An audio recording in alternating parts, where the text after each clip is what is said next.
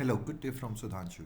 In this video, I will showcase how to use Google search engine or how to reach Google.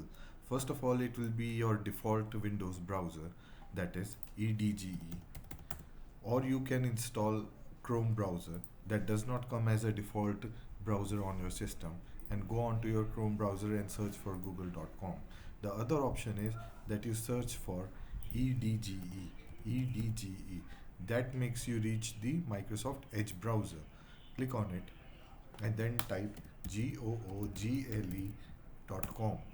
That makes you reach Google search engine, and here you can type your query, that is, who is the Prime Minister of India. Select from the drop down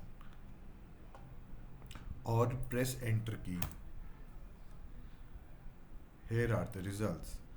If you want to see the videos of YouTube, then click on the video tab over here and you would find YouTube videos. Well, that's how simple it is. Have a good day. Bye bye.